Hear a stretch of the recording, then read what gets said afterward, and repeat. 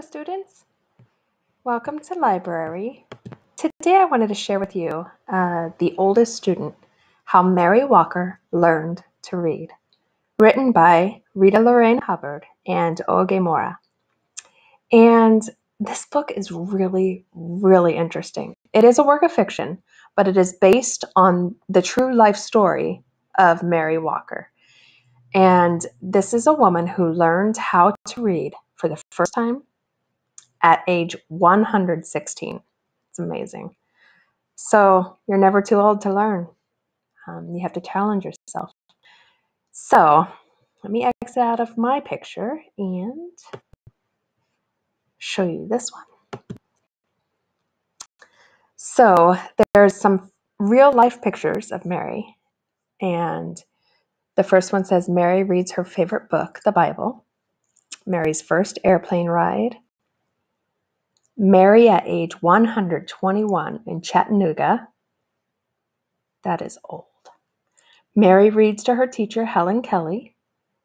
Helen Kelly presents Mary with her first graduation certificate, which declares that she can read. And Mary being feted on her 99th birthday. So this is an amazing lifespan here.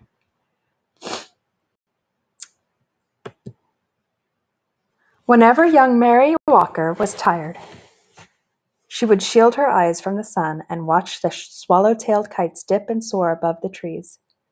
That must be what it's like to be free, she thought. But Mary didn't watch for long. Even at only 8 years old, she knew the first rule of the Union Springs, Alabama plantation she lived on: keep working. She knew the second rule, too. Slaves should not be taught to read or write or do anything that might help them learn to do so. Mary didn't stop working. She didn't learn to read either. But at the end of each long day picking cotton, toting water to Papa and the other slaves who chopped wood for the train tracks, or helping Mama clean the big house, she would lie in her little bed next to the crumbling fireplace and think about those birds. When I'm free, I'll go where I want and rest when I want, and I'll learn to read too. When she was 15, it happened. Mary and her mother, brothers, and sister were free. The Emancipation Proclamation said so. What it didn't say was how a family with nothing except the tattered garments on their backs could find food, clothes, and a place to sleep. Mary's father had died, and the family was on its own. Freedom Road to Freedom Road. Across fields and through the woods, ex-slaves surged like waves crashing hard to shore. Now that they were free, every road was Freedom Road. Many headed north and west and every which way, searching for long-lost family members or simply experiencing the wonder of being free. Others, like Mary, chose to stay in the South.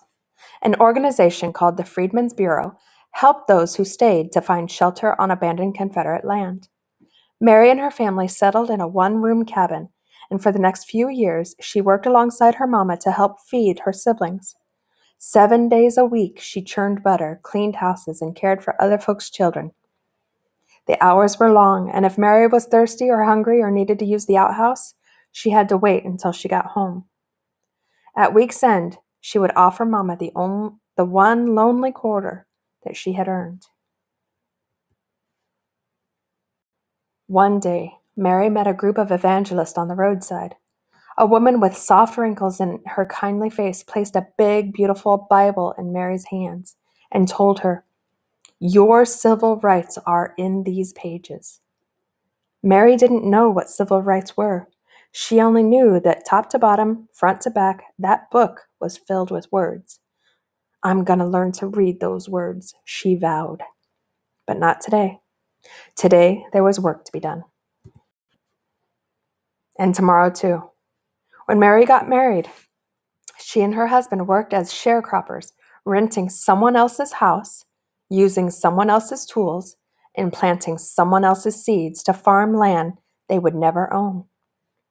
After they harvested the crops, almost all the money they earned went to pay for the housing, tool, and seed costs. Mary was 21 years old when her first son was born. She opened her Bible and marveled at the squiggles inside. There had been no time to learn to read. A friend wrote Mary's son's birth date in the Bible, August 26, 1869. When Mary dipped a pen into an inkwell and made her mark beside it. Not a letter, not a name, just a mark. It was the best she could do. One day Mary's husband died. She married again, and a second son was born, then a third. Mary made marks for these sons too. Now she had 3 growing boys. More money, that's what we need, Mary thought. But the only other jobs available to black women were as maids or nannies or cooks. The hours were long, with only half a day off on Saturdays, and like sharecropping, they didn't pay much. Mary sighed. Words would have to wait. For the next 4 decades, that's 40 years, Mary sharecropped and did odd jobs to help support her family. In 1917, Mary's family moved to the little city of Chattanooga, Tennessee. It was the year of Chattanooga's Great Flood. The story was in all the newspapers, but Mary could only study the pictures to understand what had happened. By now, Mary was 68 and too old to sharecrop, but she continued to work, cooking, cleaning, and babysitting.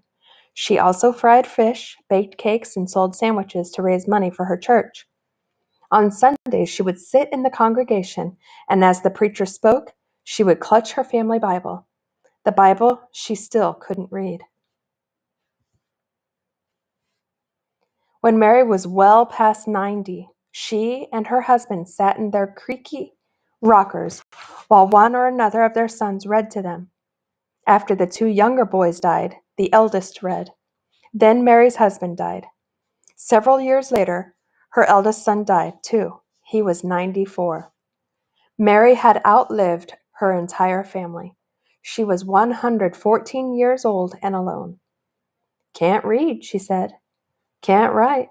I don't know anything." Mary stood at the window of her retirement home and gazed down at the world below.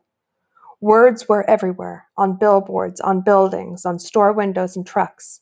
She sighed. All this time, she thought, and they still look like squiggles. Mary had heard about a new reading class held in her building. She pursed her lips. No more waiting, she decided. Time to learn. Out of her apartment, into an elevator, and down to the lobby she went. When the elevator doors sprang open, Mary saw people sitting under a sign with a picture of an open book. She could not read words. A neighbor walked up to her. "That's a reading class, Miss Mary. Can I help you over?" Mary shook her head. Then she gripped her cane, lifted her chin, and walked straight toward that sign. For the next year and more, Mary put everything she had into learning to read. It wasn't easy. After all, she was the oldest student in the class, and probably in the entire country. Could someone her age learn to read? She didn't know, but by God, she was going to try. She studied the alphabet until her eyes watered. She memorized the sounds each letter made and practiced writing her name so many times that her fingers cramped. She learned to recognize sight words and then challenged herself to make short sentences with them. She studied and studied until books and pages and letters and words swirled in her head while she slept. One fine day, Mary's hard work paid off. She could read. Word of her accomplishment traveled, and people everywhere celebrated with her. Chattanooga's mayor, newspaper journalists across the country, and a man from the U.S. Department of Education who said, "Mrs. Mary Walker, I pronounce you the nation's oldest student," all shared her joy. Mary felt complete. She still missed her sons, but whenever she was lonely, she read from her Bible or looked out her window and read the words in the street below. From then on, Chattanoogans honored Mary's achievement with yearly birthday parties. In 1966, President Lyndon B. Johnson sent well wishes on Mary's 118th birthday. And in 1969, President Richard Nixon did the same. Mary was now 121 years old. Mary received many gifts over the years: a radio, a sofa, her very first television, a new Bible, the key to the city, and perfume and champagne from the Canadian Mounties. She also received something that brought back those long days in the Alabama cotton fields: her first airplane ride. From the cockpit window, Mary gazed at the trees and rooftops below. No different than a horse and buggy ride, she joked, but she knew it was. As the airplane dipped and soared like those swallow-tailed kites of long ago, Mary decided that flying was a lot like reading. They both made a body feel as free as a bird. Each year before her birthday celebration came to an end, someone would whisper, "Let's listen to Miss Mary." The shuffling and movement would fade away until not a sound was heard. Then Mary would stand on her old legs, clear her old throat, and read from her Bible or her school book in a voice that was clear and strong. When she finished, she would gently close her book and say, "You're never too old to learn." And there's an author's note. Mary Walker was born a slave on May 6, 1848. From a young age, she picked cotton, toted water, cleaned houses, and worked as a blacksmith. In later life, she never forgot the harsh punishment slaves received if they stopped working without permission, but she was quick to say that she had forgiven everyone for the things that she had endured. Very little is known about Mary's life from her emancipation at age 15 until she learned to read at age 116. But it is a fact that her Bible waited 101 years for her to learn to read it. It is known that Mary was married twice and had 3 sons. One of those sons served in World War I chose to imagine the other details to fill in the blanks. Mary's oldest son died in 1963. She enrolled in CALM, the Chattanooga Area Literacy Movement, the same year, and by 1964, she knew how to read, write, add, and subtract. She was then certified as the nation's oldest student and was twice named Chattanooga's Ambassador of Goodwill. Her retirement home was renamed the Mary Walker Towers. Mary received the key to the city of Chattanooga in 1966 and in 1969. Her first airplane ride happened on May 6, 1966, when pilot Harry Porter flew over her apartment building so she could wave to her friends below. Before Mary's death at age 121 on December 1, 1969, she could still see and hear well. She could still hold a pencil and write her name steadily, and she could walk with only minimal help from her trusty cane. She could also still sew beautiful bonnets and bake cakes that she bragged were light as a feather. Mary lived through 26 presidents. Today, historical marker 2A73 stands at 3031 Wilcox Boulevard in Chattanooga, Tennessee, to commemorate her amazing life. So just remember, students, you're never too old to learn. Thanks for reading with me. See you next time.